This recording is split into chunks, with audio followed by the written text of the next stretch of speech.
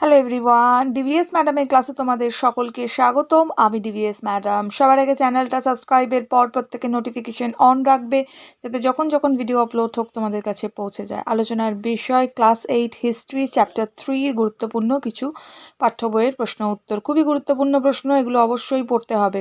যাই হোক, কথা না বাড়িয়ে শুরু করব। ভিডিওটা বেশির থেকে বেশি লাইক শেয়ার করো। যা যা আমি আলোচনা করেছি হিস্ট্রির প্রতিটা চ্যাপ্টার লাইন ভিত্তিক পড়িয়ে দিয়েছি। পড়াটা ভালো করে ফলো করলে যে কোনো প্রশ্ন এলে নিজেরাই লিখতে পারবে। তো সমস্ত আলোচনা প্লেলিস্টে পেয়ে যাবে। হিস্ট্রি প্লেলিস্ট ওপেন করে দেখে নিও। এছাড়া বাংলার পড়াও করানো আছে, প্লেলিস্ট ওপেন করে দেখে নিও। সমস্ত সাবজেক্ট প্লেলিস্টে পেয়ে যাবে। যাই হোক, কথা বাড়াবো না, শুরু করা যাক। ভিডিওটা লাইক শেয়ার করো। সবার প্রথমে প্রশ্ন, শ্রীরামপুর ত্রয়ী বলতে কি বোঝো? ভারতের শিক্ষা বিস্তারের ক্ষেত্রে তাদের ভূমিকা কি? উত্তর লিখবো শ্রীরামপুর ত্রয়ী। পয়েন্ট করব, পয়েন্ট করে লিখবো কোম্পানির আমলে শ্রীরামপুরে আগত খ্রিস্টান মিশনারিদের মধ্যে সর্বাপেক্ষা উল্লেখযোগ্য ছিলেন উইলিয়াম কেরি, মার্সম্যান ও উইলিয়াম ওয়ার্ড। এই তিনজনকে একত্রে শ্রীরামপুর ত্রয়ী বলা হতো। নেক্সট, ভারতের এর সঙ্গেই লিখবো পয়েন্ট করে, ভারতের শিক্ষা বিস্তারের ক্ষেত্রে শ্রীরামপুর ত্রয়ীর অবদান। এখানে 1 নম্বর পয়েন্টে লিখবো 1800 খ্রিস্টাব্দে William Carey, Marshman, William word ভারতের শিক্ষা বিস্তারের উদ্দেশ্যে শ্রীরামপুরে ব্যাপটিস্ট মিশন স্থাপন করেন। নেক্সট পয়েন্ট লিখবো, শ্রীরামপুর ত্রয়ীর উদ্যোগে বাংলার বিভিন্ন জায়গায় যে বিদ্যালয়গুলি প্রতিষ্ঠিত হয়েছিল সেখানে খ্রিস্টান ধর্মশিক্ষা ছাড়াও বাংলা ব্যাকরণ, ইতিহাস, ভূগোল পড়ানো হতো। নেক্সট পয়েন্ট লিখবো 1818 খ্রিস্টাব্দে তাদের উদ্যোগে প্রতিষ্ঠিত হয় শ্রীরামপুর কলেজ এবং এই বছরই বাংলা ভাষায় প্রথম মাসিক সংবাদপত্র দিগদর্শনের সম্পাদনা শুরু করেন মার্সম্যান। নেক্সট প্রশ্ন, চুইয়ে পড়া নীতি বলতে কি বোঝো? উত্তর লিখব পাশ্চাত্য শিক্ষা বিস্তারের ক্ষেত্রে ব্রিটিশ সরকারের পক্ষ থেকে বলা হয় যে বাংলায় উচ্চ ও মধ্যবিত্ত শ্রেণীর মধ্যে ইংরাজি শিক্ষার প্রসার ঘটানো হলে ওই উচ্চশিক্ষিত লোকেরা সাধারণ জনগণের মধ্যেও তার বিস্তার ঘটাবে।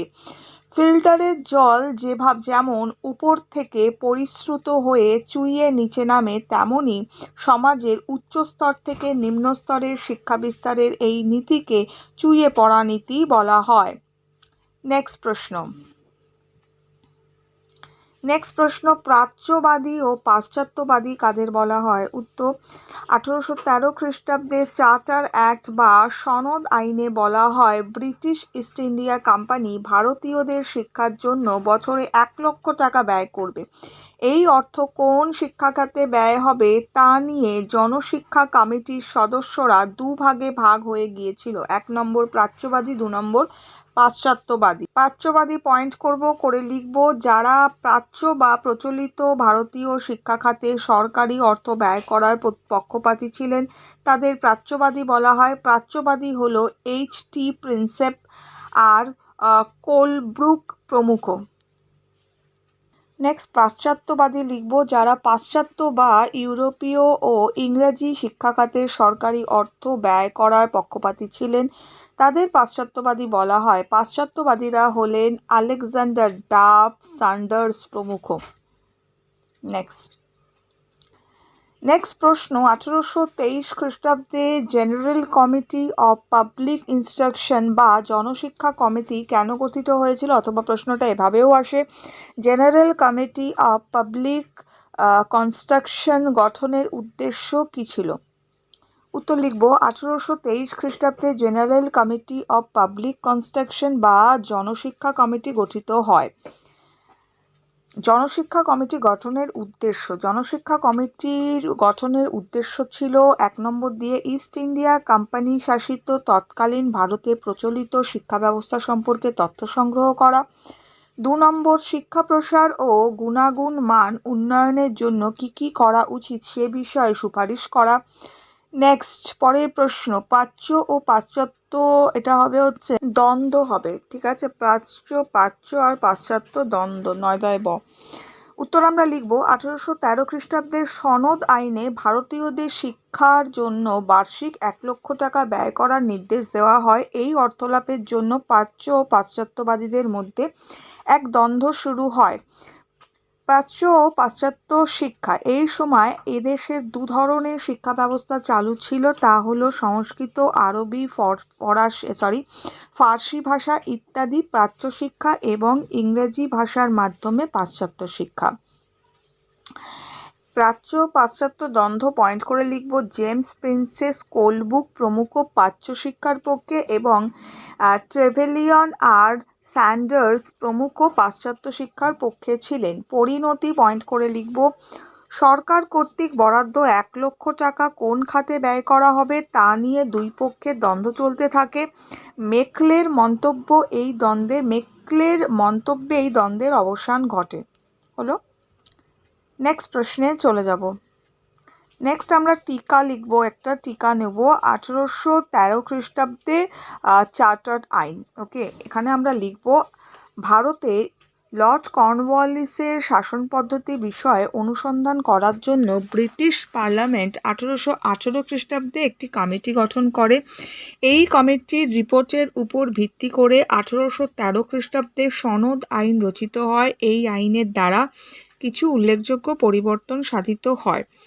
আইনের ধারাসমূহ পয়েন্ট করব, লিখব। এই চার্টার আইনের ধারাগুলি নিম্নরূপ, মানে নিচে রয়েছে। 1 নম্বর, ব্রিটিশ সরকারের সার্বভৌম ক্ষমতা বজায় রেখে কোম্পানিকে ভারতীয় সাম্রাজ্য শাসন করার অধিকার দেওয়া হবে। 2 নম্বর, এই আইনের দ্বারা সর্বপ্রথম ভারতীয়দের মধ্যে শিক্ষা বিস্তারের জন্য 1 লক্ষ টাকা ব্যয় বরাদ্দ করা হয়। 3 নম্বর, ইংরেজদের ভারতের জমি ক্রয় করা ও স্থায়ীভাবে বসবাস করার অনুমতি দেওয়া হয়। 4 নম্বর, কোম্পানির সামরিক ও বেসামরিক কর্মচারীদের উপযুক্ত প্রশিক্ষণ ব্যবস্থা করা হয়। নেক্সট পরের প্রশ্নে চলে যাব। পরের প্রশ্ন, হিন্দু কলেজ প্রতিষ্ঠার ক্ষেত্রে কাদের উল্লেখযোগ্য ভূমিকা ছিল? উত্তর লিখব। ভারতে পাশ্চাত্য শিক্ষা বিস্তারের অন্যতম গুরুত্বপূর্ণ ভূমিকা পালন করেছিল হিন্দু কলেজ। 1817 খ্রিস্টাব্দে 20 জানুয়ারি আর কি হিন্দু কলেজ প্রতিষ্ঠিত হয়। হিন্দু কলেজ প্রতিষ্ঠা পয়েন্ট করে লিখব। জনদরদি ডেভিড হেয়ার স্থানীয় জনগণকে পাশ্চাত্য শিক্ষায় শিক্ষিত করার জন্য একটি শিক্ষা প্রতিষ্ঠান স্থাপনের কথা চিন্তা করেন। এই বিষয়ে তিনি তৎকালীন সরকার সুপ্রিম কোর্টের প্রধান বিচারপতি হাইট ইস্টের সমর্থন লাভ করেন। রাজা রামমোহন রায়, রাধাকান্ত দেবও তাকে সক্রিয়ভাবে সহযোগিতা করেন। এছাড়া কলকাতা শহরের শিক্ষিত ও ধনী বেশ কিছু ব্যক্তিবর্গও হিন্দু কলেজ পরিচালনার জন্য উপযুক্ত হয়েছিলেন। এই জন্য সকলের সহযোগিতায় ডেভিড হেয়ারের উদ্যোগে সফল হয় এবং প্রতিষ্ঠিত হয় হিন্দু কলেজ, যা বর্তমানে প্রেসিডেন্সি বিশ্ববিদ্যালয় নামে পরিচিত। ক্লিয়ার? পরের প্রশ্ন 1813 খ্রিস্টাব্দের সনদ আইনের দুটি গুরুত্বের কথা লেখো বা উল্লেখ করো। উত্তর লিখব। ব্রিটিশ পার্লামেন্টে পাশ হওয়া 1813 খ্রিস্টাব্দের সনদ আইন ভারতের শিক্ষাক্ষেত্রে বিশেষ গুরুত্বপূর্ণ ছিল। গুরুত্ব পয়েন্ট করে লিখব। অর্থ বরাদ্দ, এই পয়েন্টে লিখব। এই সনদ আইনে প্রথম ভারতীয়দের শিক্ষার জন্য বার্ষিক 1 লক্ষ টাকা ব্যয়ের নির্দেশ দেওয়া হয়। নেক্সট 2 নম্বর পয়েন্টে আমরা লিখব, ভারতীয়দের শিক্ষার দায়িত্ব কোম্পানি সরকারের, একথা স্বীকৃত হয়। আচ্ছা, অতএব দেরিতে হলেও কোম্পানি সরকারকে জনশিক্ষার দায়িত্ব নিতে হয়। বরাদ্দ টাকা পাওয়ার জন্য শিক্ষাক্ষেত্রে প্রাচ্য ও পাশ্চাত্য শিক্ষা বিষয়ক দ্বন্দ্বের সূচনা হয়। নেক্সট প্রশ্ন, কে কবে general committee of public instruction প্রতিষ্ঠা করে? 1813 খ্রিস্টাব্দে সনদ আইনে কোম্পানি সরকার জনশিক্ষার দায়িত্বপ্রাপ্ত হলেও প্রাচ্য ও পাশ্চাত্য দ্বন্দ্বের জন্য বরাদ্দ অর্থ ব্যয় করতে পারেনি। শিক্ষা বিষয়ক সমস্যার সমাধানের জন্য সরকার এই কমিটি গঠন করে। কমিটি প্রতিষ্ঠা পয়েন্ট করব। প্রতিষ্ঠাতা লর্ড হেস্টিংস এই কমিটি প্রতিষ্ঠা করেন। নেক্সট পয়েন্টে লিখব প্রতিষ্ঠাকাল 1823 খ্রিস্টাব্দে এই কমিটি প্রতিষ্ঠিত হয়। নেক্সট গুরুত্ব লিখব সরকারিভাবে শিক্ষা প্রবর্তনের সূচনা না হওয়া পর্যন্ত এই কমিটি এদেশের শিক্ষার দায়িত্বে ছিল। এই সময়কালে অনেক স্কুল কলেজ প্রতিষ্ঠিত হয়, ধীরে হলেও পাশ্চাত্য শিক্ষার প্রসার ঘটে। নেক্সট 1823 খ্রিস্টাব্দে general committee of public instruction বা জনশিক্ষা কমিটি কেন গঠিত হয়, অথবা general committee of public instruction গঠনের উদ্দেশ্য কী ছিল? উত্তর 1823 খ্রিস্টাব্দে general committee of public instruction বা জনশিক্ষা কমিটি গঠিত হয়। জনশিক্ষা কমিটি গঠনের উদ্দেশ্য পয়েন্ট করে লিখব জনশিক্ষা কমিটি গঠনের উদ্দেশ্য ছিল 1 নম্বর ইস্ট ইন্ডিয়া কোম্পানি শাসিত তৎকালীন ভারতে প্রচলিত শিক্ষা ব্যবস্থা সম্পর্কে তথ্য সংগ্রহ করা। 2 নম্বর শিক্ষার প্রসার ও গুণগত মান উন্নয়নের জন্য কী করা উচিত সে বিষয়ে সুপারিশ করা। নেক্সট প্রশ্ন টমাস মেকলে ভারতীয়দের কাছে পরিচিত কেন? টমাস মেকলে ভারতীয়দের কাছে পরিচিত কেন? উত্তর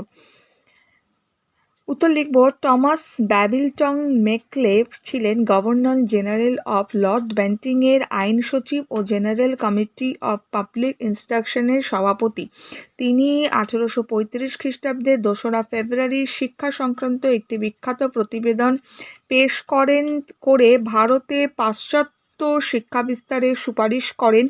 তার সুপারিশের ভিত্তিতে ভারতে পাশ্চাত্য শিক্ষা বিস্তারের জন্য সরকারি সিদ্ধান্ত গৃহীত হয়েছিল। ক্লিয়ার? এই প্রশ্নগুলো দিলাম, ইম্পর্টেন্ট প্রশ্ন, খুব ভালো করে পড়ো। এখনের জন্য এটুকু। বন্ধুদের সঙ্গে শেয়ার করো, লাইক করো। কালকেও কিছু প্রশ্ন দিয়েছিলাম, প্লেলিস্টে পেয়ে যাবে বা এই ভিডিও শেষে অ্যাটাচ থাকবে, দেখে নিও। খুব ভালো থেকো, লাইক শেয়ার করো।